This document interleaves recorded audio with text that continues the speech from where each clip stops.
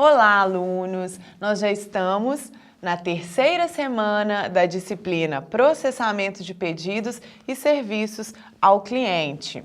Bem, e nessa terceira semana nós vamos falar dos serviços logísticos.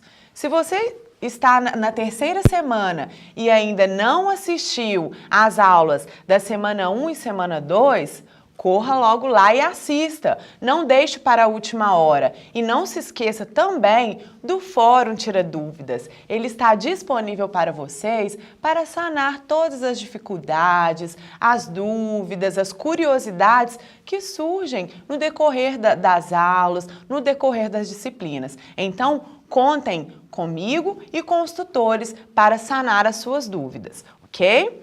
Então, nessa terceira semana, nós vamos falar um pouquinho dos serviços logísticos, como que ele funciona, ok? E nós vamos iniciar falando sobre as expectativas do serviço logístico ao cliente, ou seja, hoje as expectativas do serviço logístico ao cliente, elas estão aumentando. Aumentando por quê? Porque fatores como a internet, procedimentos operacionais como o just-in-time, a própria continuada reposição de estoques, elas levam o cliente a esperar algo das empresas. Esperar o que das empresas? Mais agilidade na entrega dos pedidos, disponibilidade de produto em estoque. Os clientes estão esperando que esses produtos estejam sempre disponíveis em estoque. Além disso, a qualidade, tanto no atendimento pré, durante e o pós-venda. Bem, além disso, as empresas, elas possuem um tempo médio de ciclo de pedidos, que é o tempo decorrido entre o recebimento de um pedido e a sua entrega, que geralmente é de 7 a 8 dias. Então, observem que os clientes, eles estão esperando cada vez mais das empresas.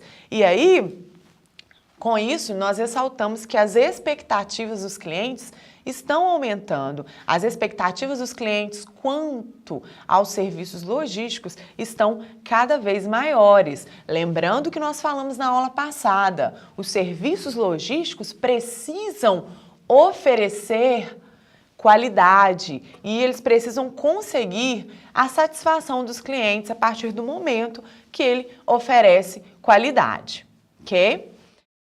O serviço logístico, ele pode ser entendido como um processo integral de atendimento ao cliente. E esse processo integral de atendimento ao cliente vai incluir recepção do pedido, seja por meio físico ou eletrônico, a determinação da forma de pagamento, a seleção e a embalagem da mercadoria, o embarque da mercadoria, a entrega do produto ao consumidor ou à mercadoria, a disponibilização de serviços ao usuário final, ao cliente final e também acerto de eventuais devoluções de produtos. Observem que o processo integral de atendimento ao cliente é formado por diversos fatores, né? Que vai desde a recepção do produto até o acerto de eventuais devoluções de produtos. Bom, mas esses elementos de serviços aos clientes, eles podem ser classificados em elementos de pré-transação, elementos de transação e elementos de pós-transação. Os elementos de pré-transação são aqueles que proporcionam um ambiente para um bom serviço ao cliente. São aqueles compromissos formais sobre as modalidades do serviço, são antes da transação. Depois, os elementos de transação resultam na entrega mesmo do produto ao cliente. Então, vai estabelecer os níveis de estoque, quais são as modalidades de transporte e os métodos de processamento de pedidos. Após esses elementos de transações, os serviços de cliente, então, passa pelos elementos de pós-transação, ou seja, aqueles serviços que são necessários para dar suporte ao produto que já está em campo, assegurando aos clientes a reposição de mercadorias danificadas, por exemplo, tá? Então, os serviços ao cliente podem ser classificados como de pré-transação, transação e pós-transação.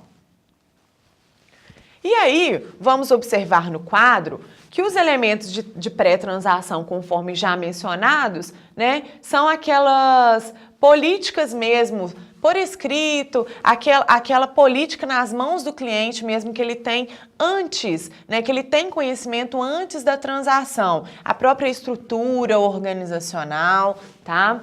No caso dos elementos de transação, né, no momento da transação, são as informações a respeito do nível de estoque, a habilidade da empresa no trato de atrasos, o tempo que ela gasta para entregar aquele produto ao consumidor final, a precisão, né, da empresa, a conveniência do pedido. Então, são todos os elementos que ocorrem durante a transação.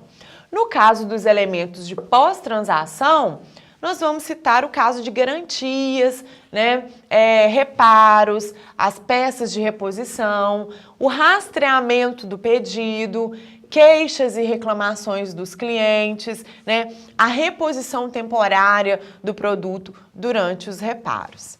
Ok, pessoal?